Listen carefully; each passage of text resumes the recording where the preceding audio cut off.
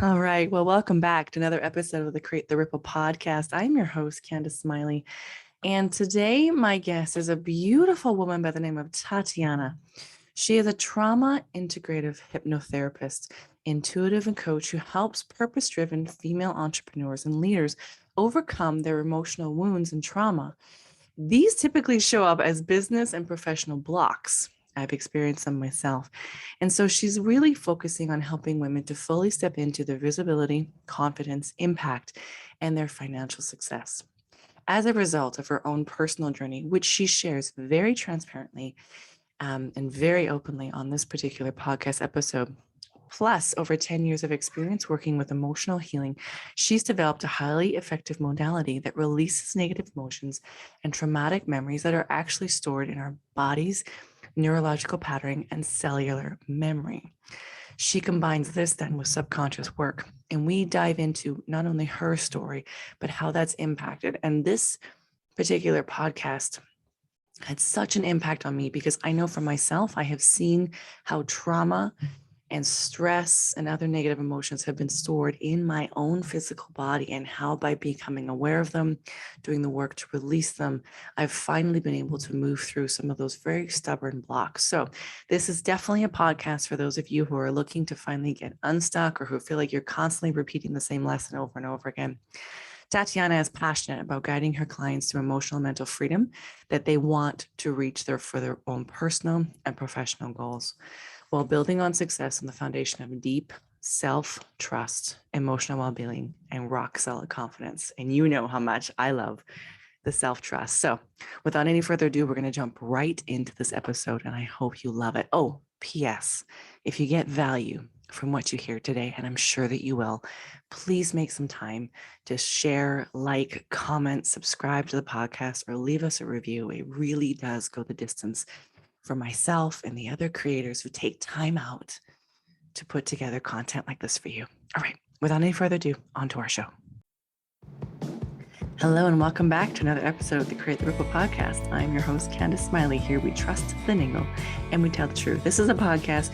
We are looking to have conversations that matter, conversations that take courage to engage in, where we cut through the noise that exists online to bring you incredible content, amazing speakers, and stories to inspire you to live your best, listen to yourself, and tell the truth of who you are and who you just might become.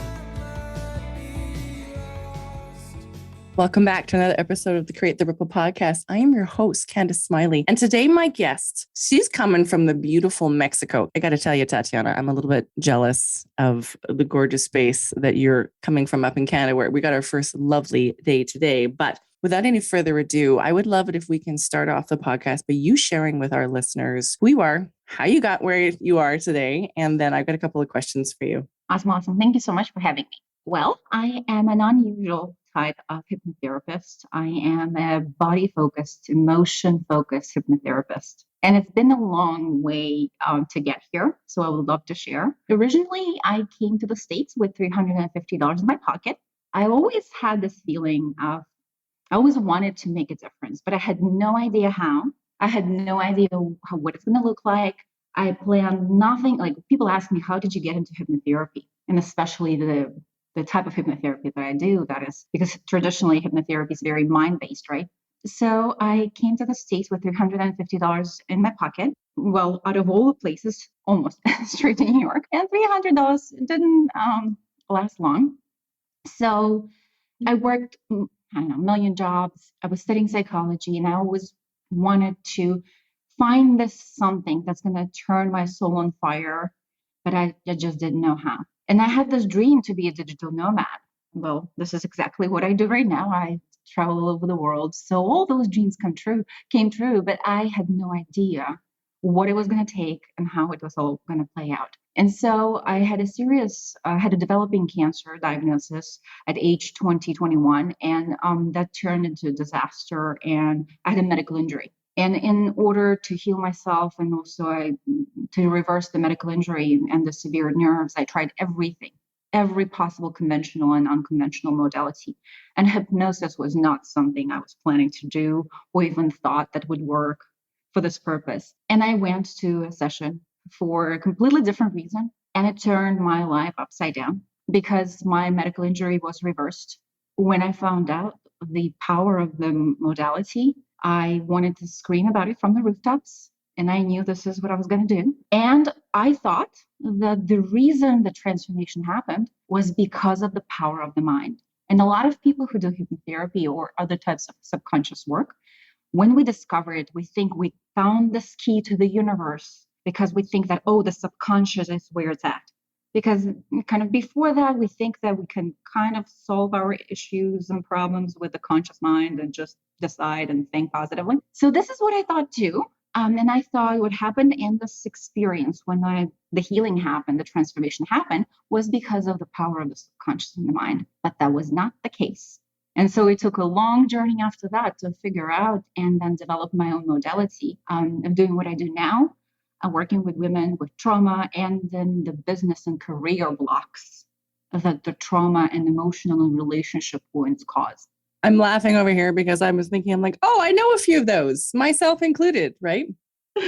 So I absolutely love that. My own positive experiences around things like hypnotherapy, around having children, right? And dealing with, mothers are born too when they have children. And so I can see the power of that. Tell me how you work with women, because all of my listeners know I want to leave them with not only the impression of increase, but also like actionable what's different. And so I know my listeners, they're currently scrolling, grabbing their phones. They're going to go check out your website. And so tell me more about how you use this to work with women to bust through those blocks.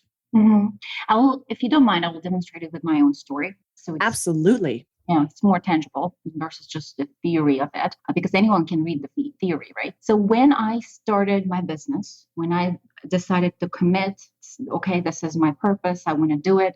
And I started my business and I thought, okay, I'm just going to do it all and I'm going to make a difference in this world. And the next thing I know is I started bumping into all sorts of business blocks, all sorts of fears that are often experienced by entrepreneurs, but especially my biggest one was fear of camera and public speaking. I could not be even able to click record, to record myself, to have it on the computer or my phone, let alone share it, let alone being on a podcast or going live on Facebook or being published in a book right now or any of that. And fear of public speaking and camera affects much more than just fear of camera and public speaking, especially for business people and career professionals. It's everything. It's networking. It's our all types of visibility. And if there is no visibility, it's not possible to build a business. So there I was living in a basement apartment in winter with one window, with super loud Italian neighbors who were cooking Italian food 24/7, with their barking dog, going insane because I'm super sensitive to noise and smell. And I couldn't move out. I didn't have enough clients and income coming in. I didn't have stable income to show that I could move out and get a better place. I was trapped and feeling insane. And that was 3 years into my business. I daily experienced this fear. And I went from coach to coach to coach. And everybody told me, oh, just practice and it's going to get better. Just push through it and you're going to get used to it. But every time my vocal cords would close, I would be paralyzed with fear, ready to just disappear from the face of earth, like literally having a panic attack. Of course, I could not market myself. Again, as I said, I wasn't attracting clients, even though the clients I worked with, I was making a difference for them and it was working. But that feeling inside, like, what kind of hypnotherapist am I if I cannot overcome my own fear of visibility and camera 3 years into my business? And in this desperate state, again, going from coach to coach to coach, I got into $15,000 in debt. And I knew sitting in that one window basement apartment that something had to shift. In that moment, I realized that I was trying to solve the problem on the wrong level. Every coach, all the traditional modalities that are mind-based, we are told that we need to change the belief. We have to think differently. And I was trying to resolve my fear of camera and public speaking on the level of the mind. But the fear, the paralysis, the animal type of fear that I felt was in my body. It was my body that felt all of this. And this is when I had the moment when I said, okay, I was doing it wrong. I have nothing to lose. I am about to go back to my job, right? I'm going to have to discover what it is that my body is reacting to. What is this perceived threat? And from then on, I went to study trauma, to study what trauma does for our nervous system, how it's locked and stored in our bodies, first and foremost. Not many people know that there are a lot more nerves that lead from the body to the brain than from the brain to the body. It must be for a reason. Maybe this is what indigenous people knew, by the way, when they incorporated the body into all of their rituals. All their rituals were not mind-based, they were body-based. All the rituals, the dancing, their sweat lodges, all of that, right? And from then on, I got the information, got the education, and I was my own guinea pig. I was testing on myself. And from then on, I realized that as I was developing it and releasing the body memory, the neurological, neurochemical, the emotional memory that my body stored, the trauma that was triggered every time I would be visible because the visibility was perceived in my body as a threat. And we cannot overpower the body and the nervous system with the mind. So we cannot overpower something that's autonomic, as the nervous system is, with our mind. This was the basis of my work, and this is what I do for clients, for myself daily, wherever I need to in my life. When whatever the process we work on, whatever the blocks and the fears, be it entrepreneurial fears or financial blocks and issues with money that we are told to believe it's mindset. But most issues with money are connected to some type of trauma for most of us. Wow. And I love that because I'm so aware from my own traumas how often those were connected in my body or stored in my body, remembered in my body, right? Talking with someone, I feel a pain in my body. So for the woman who's listening, what is like the one thing you'd like her to walk away today? So like she's listening, she's going to check you out. She's going to consider this as maybe something to help her bust through her beliefs. What is one thing she can begin to become aware of today? I always recommend what you just actually mentioned and reflected on, the tracking of how the body responds and acts in those triggering environments, right? The body remembers the emotions and the different past experiences, right? And it would get triggered by similar experiences and triggers. And if we listen to the body and if we kind of trace, is it in the throat? Is it a tension? Is it that feeling of like a panic attack, right? Or for example, what happens for us entrepreneurs when we are in a sales call, right? That wobbly state where we are afraid to say what the pricing is and we are overgiving or undercharging and all of that. We think it's mindset issues, but again, it's something that's connected to fear always, because the body's job is to preserve our life and it will fight till the end to preserve itself. No matter what we decide on the mindset level, no matter what the belief system is, that's why I went from coach to coach to coach. And coaching is wonderful, by the way. Everybody should have a coach. But the problem with the mind-based approaches, and most of our therapeutic and transformational industry were born out of the patriarchy's belief, right? That the mind is primary, that the mind is what we can change by changing the mind. But if we look at statistics for mental health issues and divorce and life satisfaction, career satisfaction, we're missing something. Something is not working. So maybe, and the conclusion that I came to in my own personal journey and now doing the same type of work, the body first, emotion first, release first on that neurological and emotional level, is that once we release the body and emotional memory, the mindset changes organically and naturally. Instead of trying to force ourselves, it happens as a result naturally. We don't have to twist ourselves into some sort of new belief. And then my clients come to me and say, but okay, I know what I need to be thinking and believing, but how? How do I make it permanent? Because the body will preserve itself. It will preserve itself against a perceived threat.